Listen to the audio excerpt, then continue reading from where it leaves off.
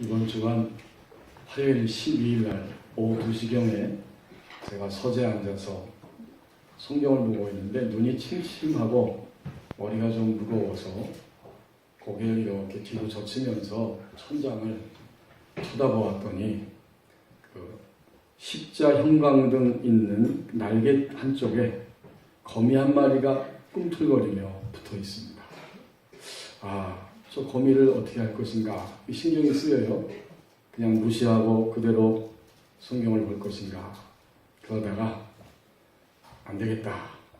저 녀석을 어떻게 처치해야지 생각하곤 옆에 신문이 있어가지고 신문을 둘둘 말아서 책상에 발을 딛고 올라서서 탁 치려고 하는 순간 이 녀석이 얼마나 눈치가 빠른지 싹 도망가가지고 안으로 쏙 들어가 버렸습니다.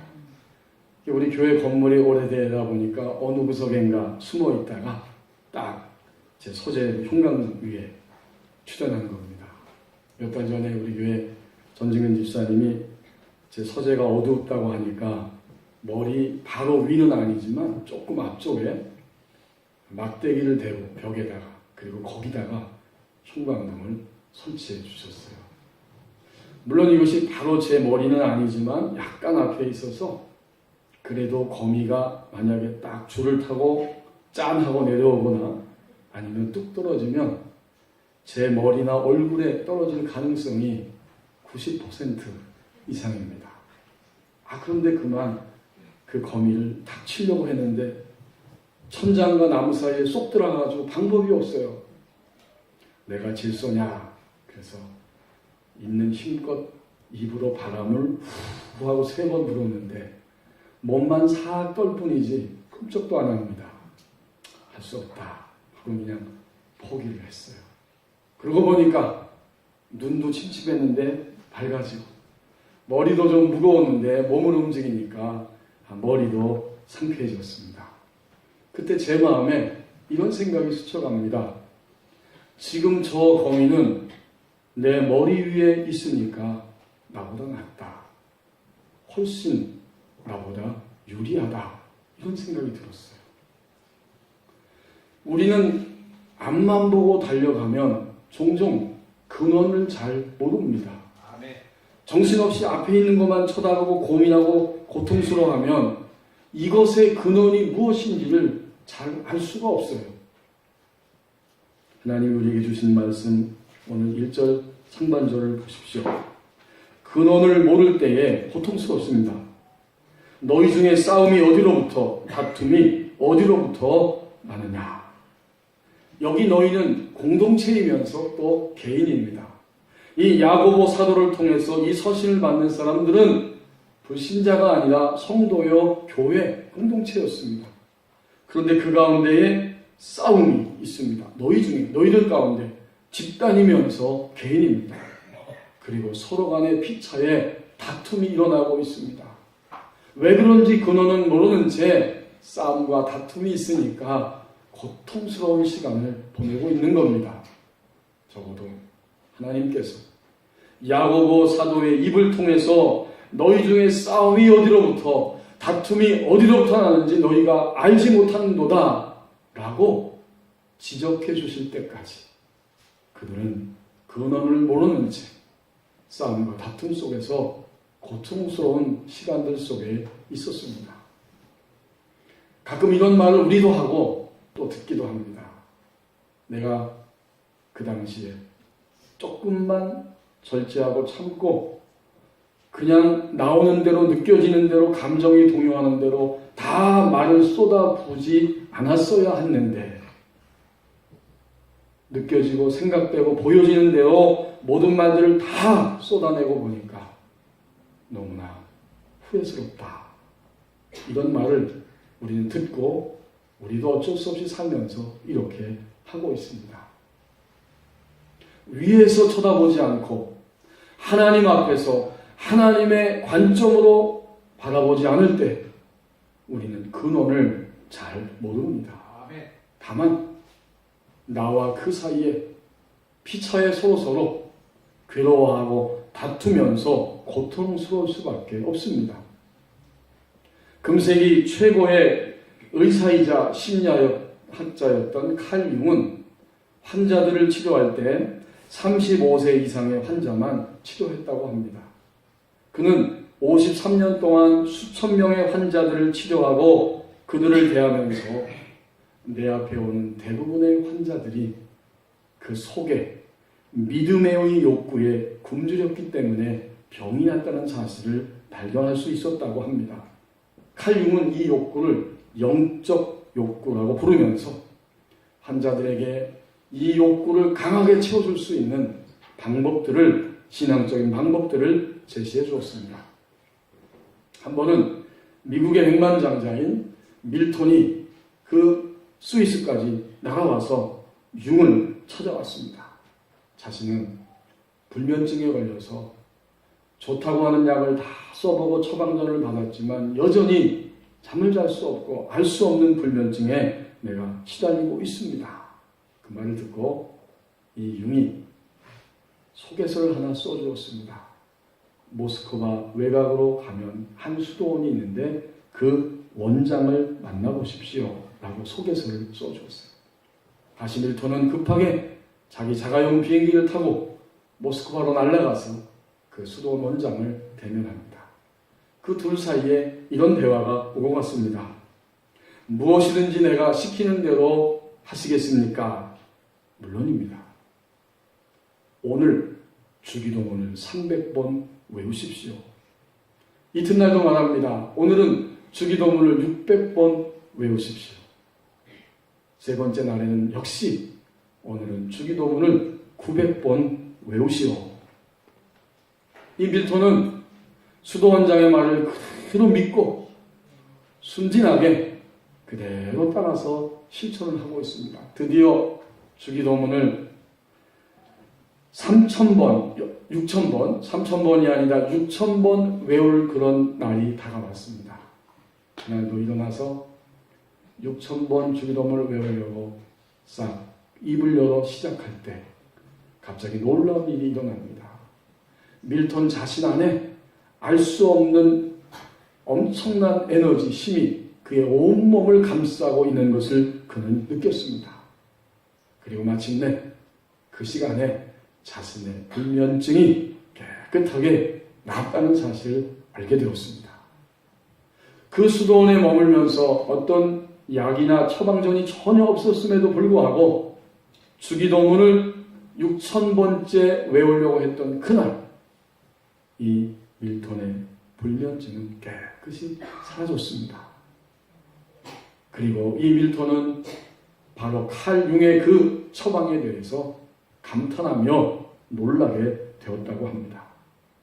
융은 그 밀턴 안에 있는 믿음의 욕구, 영적인 숨어있는 욕구를 간파할 수 있었습니다. 성도 여러분, 고통의 근원을 모를 때 내가 왜 이렇게 이런 모양새로 힘들어하고 있는지 그 근원을 모를 때 우리는 더욱 고통스럽습니다. 1절 하반절 말씀을 보십시오. 자신 안에 있는 육신을 발견합니다. 너희 지체 중에서 싸우는 정욕으로부터 나는 것이 아니냐. 우리는 고통의 시간 속에서, 근원을 모르는 고통의 시간 속에서 우리 안에 있는, 나 자신 안에 있는, 우리의 지체 안에 머물러 있는 싸우는 정욕, 곧 싸우는 욕망, 이것이 이 세력이 우리 안에 있다는 사실을 발견할 수 있습니다. 여러분, 이 세력은 곧 육신이에요. 육신은 아담과 하와가 타락한 이후에 하나님을 거스르고 자신의 욕망대로 살아가고자 하는 우리 안에 자리를 잡고 있는 실체가 바로 육신입니다. 사실 여러분, 이 땅 위에 사는 동안에 우리는 육신을 입고 있고 또 육신에 의해서 살아가지만 하나님을 믿기 전에는 그것이 육신이라고만 생각했지 그것의 정체를 잘 모릅니다. 그러나 하나님을 믿고 난 이후에 육신이 무엇인지를 점점 정체를 발견하기 시작합니다. 이 육신은 자신의 몸의 본성적인 욕구를 따르는데 아주 익숙하고 또 이 육신은 내가 느끼고 생각하고 판단하고 경험한 모든 지정의의 차원에서만 움직이는데 굉장히 길들여져 있습니다. 이게 바로 육신이에요. 우리는 어려운 이들을 위해 존재한다. 이것은 P31이라고 하는 책을 쓴 미국에 있는 건축 설계 회사 하형록 회장의 경영 철학입니다. 그는 심장 이식 수술을 받으면서 정신없이 살았던 그의 삶이 멈추게 되었고 병상에서 심장 수술 받고 회복되는 시간 중에 하나님의 말씀 성경을 끊임없이 읽으면서 자신이 그때까지 얼마나 잘못된 삶을 살았는가를 깨닫기 시작했다고 합니다. 그리고 잠언서를 읽는데 또 영어 성경으로 수없이 잠언서를 반복해서 읽고 있는데 잠언 31장, 그 P가 영어의 잠언서 약자잖아요. 31장을 읽다가 잠언 31장 10절부터 31절까지의 말씀에서 자신이 평생 동안 붙들고 살아가야 할 경영의 원칙을 발견했다고 고백합니다. 그래서 이제는 잠언서 31장 10절부터 31절 말씀을 한 절 한 절씩 그대로 그의 사업에 적용하면서 살아가게 되었고 이것이 점점 번져나가면서 미국 사회 속에서도 그 경영 철학을 배우고자 하는 사람들이 생겨납니다. 그 가운데에 폴 톤이라고 하는 사람이 회사에 직접 찾아와서 나도 P31의 경영 철학을 그대로 전수받고 싶습니다. 이야기했을 때 그것을 그대로 하나님의 것이니까 그대로 이야기하고 가르쳐주고 전수시켰다고 합니다. 이제 이 폴 토니는 돌아가서 회사를 세우고 회사를 운행하는데 이런 소식이 이 하영록 회장에게 들려왔습니다. 그 폴 토니 회사 직원 중에 한 사람이 암에 걸렸는데 그가 유급 휴가를 내고 쉬고 있습니다. 그런데 휴가가 다 끝났지만 결코 직장에 복귀할 수 없어요. 그것을 지켜보고 있던 이 사장 폴은 자신의 유급 휴가를 그 직원에게 쓰게 했습니다. 하지만 여전히 암이 걸려있는 상태에서 회사에 나올 수 없어요. 그러자 다른 직원이 자신의 유급 휴가를 또 쓰게 하고 이러면서 점차로 전 직원이 한 사람씩 차례로 지금 기다리면서 유급 휴가를 그를 위해서 쓰고 있답니다. 그러다 보니까 유급 휴가가 아니면 월급이 안 나오는데 여전히 이 직원은 월급을 받고 있다는 거예요. 그리고 그 직원의 부인이 회사에 그 직장 비서인데 만약 암에서 회복되지 못하고 그대로 세상을 떠나면 그 폴 토니 회사에서 이 가족을 책임지고 돌봐주겠다라고 하는 소식이 들려졌습니다. 그 말을 듣고 이 하영록 회장도 나도 당연히 모금에 참여하겠다 하고 그 기금을 냈다고 합니다. 그는 이렇게 말합니다. 그와 나는 이처럼 잠언 31장으로 회사 경영과 영혼을 구하는 사업을 함께하고 있다. 여러분 이것은 우리의 육신으로는 이해할 수 없고 받아들일 수 없는 현상들입니다. 내가 왜 손해를 봐야 하지요? 내가 왜 먼저 다가가야 하고 내가 왜 저 사람의 잘못을 먼저 용서하고 받아들여야 하지요? 그것은 도저히 있을 수 없는 일입니다. 우리의 육신의 본성적인 욕구와 지정의의 판단은 그것을 당연히 받아들일 수 없고 또 대부분 우리는 그런 모양새로 살아갑니다. 그러나 하나님은 바로 이 육신을 발견하고 여기서 해방시켜 주시기 위해서 하나님의 말씀으로 우리에게 다가오시면서 손을 먼저 내밀어라. 그를 이유를 따지지 말고 가슴에 품고 사랑으로 대해줘라 라고 우리에게 말씀해 주십니다. 이런 하나님의 말씀이 우리에게 왔을 때에 우리는 기뻐하면서 환영하면서 즉시로 그 말씀을 그대로 받아들이고 실천하기 어렵습니다. 그게 뭘까요? 육신입니다. 우리는 이제 육신의 정체를 분명히 무엇인지 깨닫습니다. 육신은 일반적으로 말하는 도덕 이하의 삶을 살아가는 것도 육신이지만 도덕적으로 윤리적으로 잘못도 없고 아무 하자가 없을지라도 내 몸의 본성적인 욕구대로 그리고 내가 알고 경험하고 느끼고 배운 내 인생의 지정의의 차원에서만 머물러서 움직일 때 그리스도인에게는 그것이 바로 육신이라고 말씀합니다. 그게 육신의 정체예요.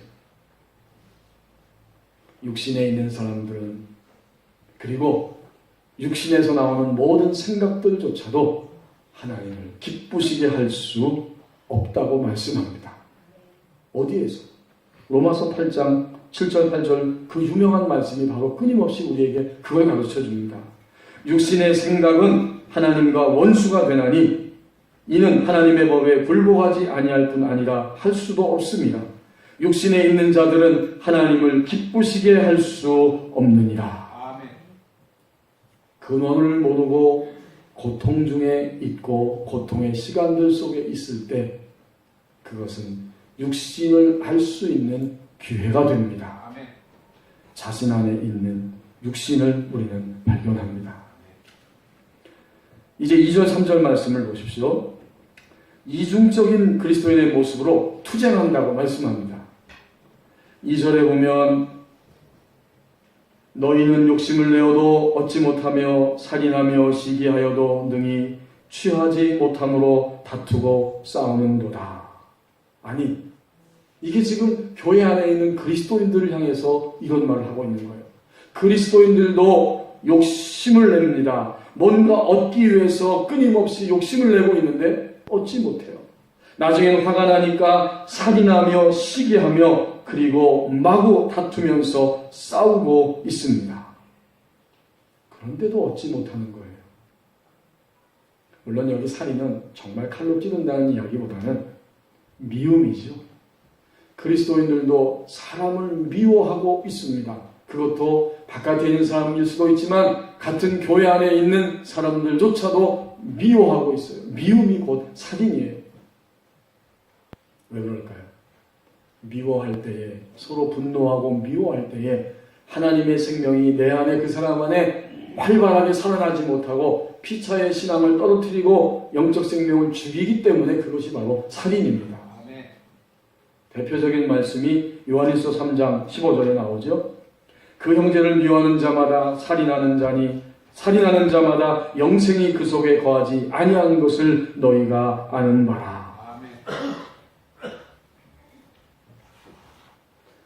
하나님의 백성들이 욕심을 내고 다투고 시기하고 살인할 뿐만 아니라 여러분 그 다음 2절 하반절에 보면 기도하지 않는다고 말씀합니다.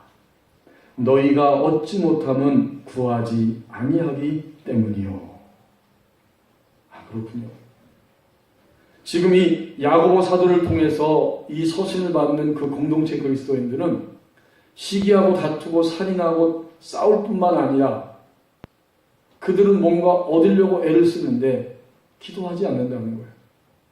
기도하지 않기 때문에 얻어지는 것도 하나도 없습니다. 그들은 현재 믿음과 믿지 않음 사이에서 왔다 갔다 하면서 고통스러운 시간들을 보내고 있습니다. 여기에 바로 그리스도인의 이중성이 나타납니다. 어떻게 그리스도인들이 미워하고 싸우고 다투고 시기하고 있는가? 이게 그리스도인의 이중성이에요. 이쪽 저쪽을 왔다 갔다 하는 겁니다. 또 그리스도인들이 기도하지 않습니다. 분명히 하나님 안에 들어와서 하나님의 백성이 되었지만 아직까지 그 일에 대해서, 그 고민에 대해서, 그 사건에 대해서 전적으로 기도하지 않습니다. 구하지 아니하기 때문에 얻지 못한다. 이게 바로 그리스도인의 이중성입니다. 이제 3절 말씀을 보실까요? 믿음과 믿지 않음 사이에서 왔다 갔다 하다 정신이 번쩍 들어서 드디어 기도의 자리에 가고 기도하기를 시작했습니다. 3절에 보면 구하여도 받지 못함은 정욕으로 쓰려고 잘못 구하기 때문이다. 그들이 믿음의 상태에 들어와서 기도하기를 시작했어요. 그런데 아무리 기도해도 하나님으로부터 응답이 없습니다. 왜 그럴까? 봤더니 오늘 3절 말씀에서 정욕으로 쓰려고 잘못 구하기 때문이다. 이 정욕은 욕망이라는 말인데 동시에 이것은 쾌락이라고 하는 뜻입니다. 또 정욕으로 쓰려고 할 때 이 쓴다는 말은 바로 낭비하다 이러한 의미가 담겨 있습니다. 결국 기도를 하기는 하되 잘못된 동기를 가지고 자신의 쾌락적 낭비를 위해서 기도하기 때문에 하나님은 그 기도에 응답하시지 않습니다. 이런 이야기예요. 기도는 하나님의 인도하심을 믿는 것이 기도이고, 기도는 하나님의 인도하심을 믿기 때문에 하나님의 의지, 하나님의 뜻을 구하는 행동이 기도입니다. 여러분 쉽죠? 우리 그리스도인은 당연히 기도하는 자들인데, 기도는 내 일평생 다가도록 하나님이 나를 기도의 자리에 갈 때에 반드시 인도해 주십니다. 문제가 크냐 작냐 이건 뭐 괜찮아요. 어떤 것이든지 하나님 앞에 들고 나갈 때 하나님의 인도하심이 있습니다. 그 다음은 하나님의 인도하심을 받으면서 궁극적으로 기도는 하나님의 뜻을, 나를 향하신, 우리 부부를 향하신 가정과 교회와 이 땅을 향하신 하나님의 뜻을 따라가는 것이 기도입니다. 자, 그런데 오늘 이 야고보 서신을 받는 그리스도인 공동체는 지금 기도하면서 이러한 것을 알지 못하고 자신의 쾌락적 낭비를 위해서 기도하다 보니까 기도에도 응답이 없습니다. 이것은 또 한 가지의 이중적인 그리스도인의 모습입니다.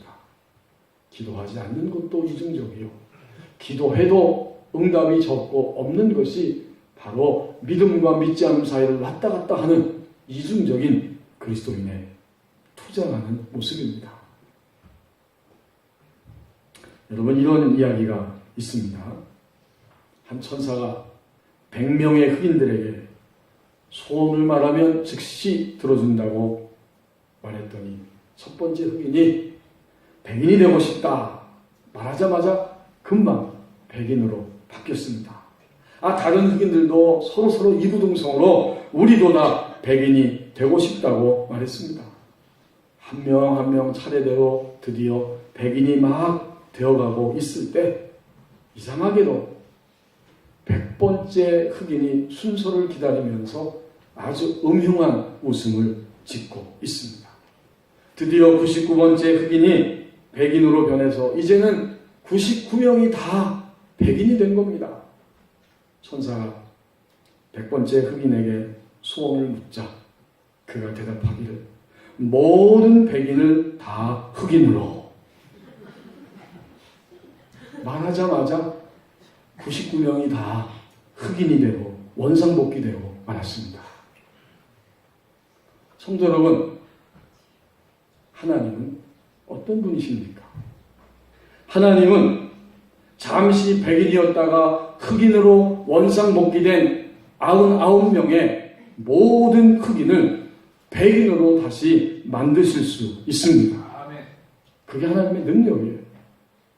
두 번째는 하나님은 분명히 모든 것을 바라보시면서 100번째 흑인에게 엄한 벌을 내주실 수도 있는 분이십니다. 하나님은 모든 것을 다 새롭게 하실 수 있는 능력의 하나님이십니다. 그런데 우리는 이런 하나님을 고백하면서도 우리의 삶 속에서는 끊임없이 믿음과 믿지 않음 사이를 왔다 갔다 하면서 투쟁 속에서 살아가고 있습니다. 여러분, 우리는 단지 시기합니다. 그리고 살인합니다. 미워합니다. 그리고 분노하고 다투고 여전히 내가 얻으려고 합니다. 그런데도 얻는 것이 없고 얻는 것이 너무나 적어요. 고민하고 밤잠을 못 자고 전전긍긍하는 만큼 기도의 자리에 나가서 무릎은 꿇지 않습니다. 여전히 이중적입니다. 잠시 기도하고 하나님 앞에 나가서 무릎을 꿇지만 우리의 기도는 주님의 응답을 잘 받지를 못합니다. 종종 우리는 이런 생활 속에 떨어져 있지 않습니까? 그래서 여전히 우리는 투쟁 속에 살아갑니다. 이중적인 그리스도인의 모습으로 그렇게 투쟁하고 있다고 말씀합니다. 이제 마지막 4절을 함께 보시겠습니다. 하나님과의 친밀함이 열쇠라고 말씀합니다. 가늠한 여인들아, 세상과 벗된 것이 하나님과 원수됨을 알지 못하느냐. 여기 여인들아 그랬지만 이 말은 여성들만 해당되는 게 아니에요. 가늠한 사람들아 전체를 말하는 거죠. 거기 1이라고 쓴 아라비아 숫자 밑에 그렇게 번역이 또 나와 있습니다. 가늠한 여인들아, 이 말은 가늠한 사람들아. 여성이든지 남성이든지 가늠한 사람들 전체를 이야기합니다. 세상과 친구되어서 벗되어 사는 것이 하나님과 원수라고 하는 사실을 너희가 알지 못하느냐. 이미 그렇게 살고 있다는 거예요. 많은 그리스도인들. 이 야고보 공동체의 그리스도인들이 그렇게 살고 있다는 것이고, 오늘 이 땅에 살아가는 우리 모두 가운데 이렇게 사는 사람들이 있다는 이야기입니다. 그리고 앞으로 그렇게 살아갈 사람들을 향해서 4절 하반절에서 경고해 주십니다. 그런즉 누구든지 세상과 벗이 되고자 하는 자는 스스로 하나님과 원수가 되는 것입니다. 아무도 핑계할 수 없고 스스로 세상을 벗삼아서 친구처럼 지나고 그쪽으로 가는 사람들을 향해서 경고의 말씀을 주십니다. 구약 성경에는 하나님의 백성들이 우상을 쫓으면서도 하나님을 섬긴다고 하기 때문에 하나님이 이스라엘 백성들을 향해서 너희가 바로 간음하고 있다고, 간음하는 자들이라고 여러 번 말씀하셨어요. 호세아 3장 같은 데를 보시면 하나님과 하나님 백성 사이를 아내와 남편으로 그려주었고, 신약 성경으로 넘어오면 예수님은 우리의 신부, 신랑이시고 우리 그리스도인은 예수님의 신부라고 말씀해 주십니다. 이 아내와 남편, 신랑과 신부와의 관계에서 벗어나는 생활을 살아갈 때 그것이 바로 간음이고 신앙적인 영적인 간음입니다. 한 사람이 두 명의 주인을 섬길 수 없기 때문에 우리는 세상을 주인으로 하든지 여전히 아니면 하나님을 점점 주인으로 하든지 둘 중에 한 명의 주인만을 선택해서 살아갈 수 있습니다. 여러분, 세상은 우리가 살아가는 이러한 피조 세계가 세상인데, 이 세상은 좀 더 구체적으로 말하면 하나님을 대적하고 하나님과 반대 방향으로 나가는 모든 가치 체계가 세상입니다. 세상은 어떤 다른 곳에 뚝 떨어져 있는 것이 아니에요. 우리 속에, 우리 안에, 우리 주변에, 이 땅 가운데 여전히 하나님과 반대 방향으로, 그리고 하나님을 대적하고 있는 인간의 모든 가치 체계 자체가 이미 세상입니다. 그런 가치를 가졌기 때문에 그런 행동이 나옵니다. 최근에도 한 젊은이가 저에게 그런 말을 했어요. 목사님, 성경에는 술 먹지 말라는 말은 있어도 담배 피지 말라는 말은 없던데 담배 뭐 어떻습니까? 또 오래전에 교회 어떤 중직자 한 분이 저에게 그런 말을 하고 또 제 앞에서 술잔을 들이마신 것을 저는 기억합니다. 본래 술은 구한말에 미국의 선교사들이 한국에 들어왔을 때 이 한국 백성들이 얼마나 술과 노름에 찌들려 살든지, 특별히 농한 기간에는 할 게 없으니까 그냥 밤낮으로 술 먹고 서로 싸우고 폭력을 행사하니까 안 되겠다 하고 복음을 전하면서 술과 담배를 딱 금지시켰습니다. 목사님, 그러니까 술은 그저 마셔도 적당히 마시면 괜찮습니다 하면서 술잔을 턱 기울여서 마시는 어느 교회 중직자가 있었습니다. 여러분, 여기에 대해서 여러 가지 이론과 말들을 우리는 할 수 있습니다. 그러나 우선 생각해 보십시오. 술을 마시고 담배를 피면서 우리가 하나님과 더 친밀해지고 하나님께 응답을 받고 하나님의 사랑이 내 마음에 느껴지고 감격이 있는가? 그것을 살펴보면 답을 알 수 있습니다.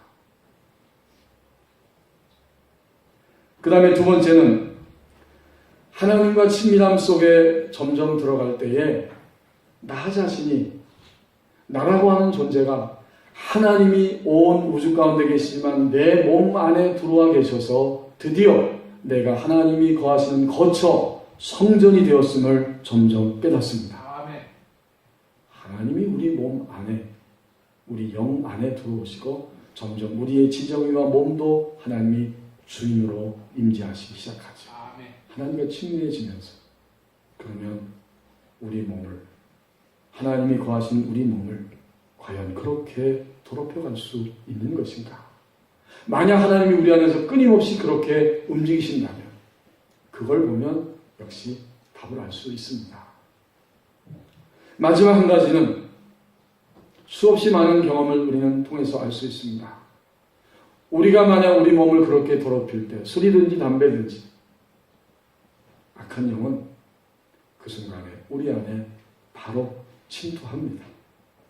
그리고 들어와서 계속적으로 그것에 중독을 시키고 거기에 충동에 시달리게 하고 끊임없이 우리의 몸을, 우리의 마음과 우리의 영을 훼손시키고 공격하고 망가뜨리는 것이 바로 악한 영의 생생한 움직임입니다. 여러분, 단지 이것은 그런 술, 담배 그것만의 문제가 아닙니다. 우리는 삶의 모든 영역에서 진정으로 자유할 수 있는 유일한 길이 있다면 그것은 하나님과 친밀하게 사는 삶입니다. 아멘.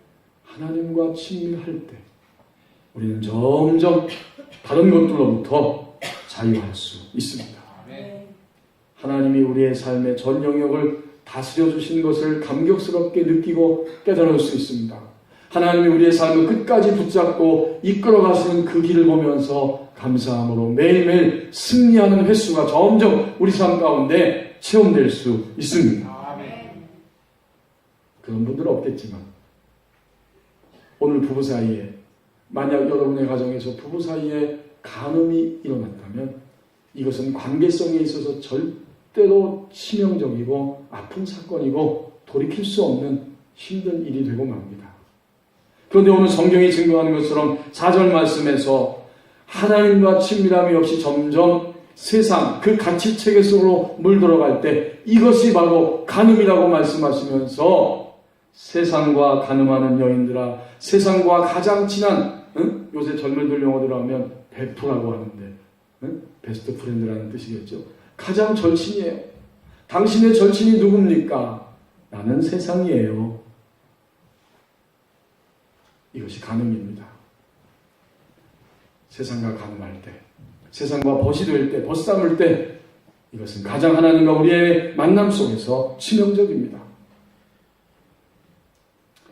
제가 그리스도인으로서 하나님 사이에서 간음을 막 생각하고 있는데 이 말씀을 준비하면서 하나님이 저에게 이런 생각을 주시더라고요.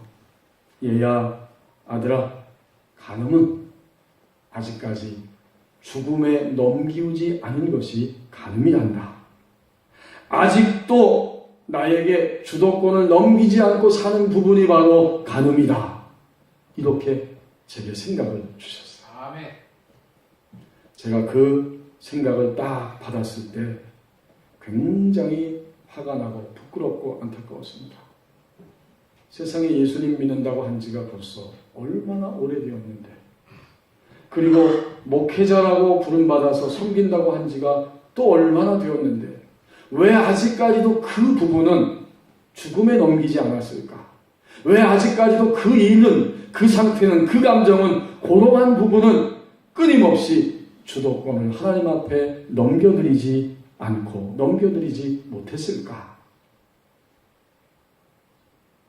여러분, 이것은 굉장히 화가 나고 안타깝고 속상한 일입니다.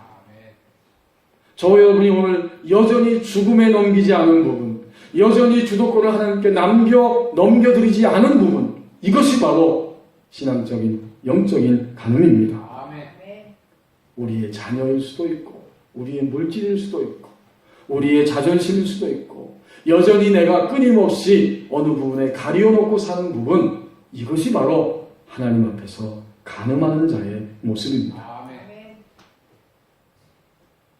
이 간음을 넘어서고 있었고 이미 넘어섰고, 그래서 일평생 동안 하나님과 친밀한 삶 속에서 동행하였던 로렌스 형제가 이렇게 증언을 하고 있습니다.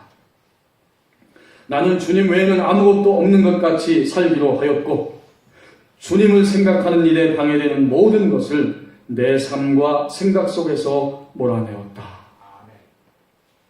하나님과 친밀함이 열쇠라고 말씀합니다. 아멘. 서두에서 말씀드렸던 하영록 회장이 자신의 인생을 이렇게 한마디로 증언하고 있습니다. 세상의 고속도로에서 하나님의 고속도로로 중심을 붙잡았다고 하는 확신의 고백입니다. 아멘. 성도 여러분, 우리는 근원을 모를 때에 고통스럽습니다. 아멘. 내 자신 안에 있는 육신을 발견합니다. 이중적인 그리스도인의 모습으로 투쟁하면서 산다고 말씀합니다. 하나님과의 친밀함이 열쇠라고 말씀해 주십니다. 아멘. 우리는 중심을 붙잡고 사는 그리스도인입니다. 아멘. 기도하겠습니다.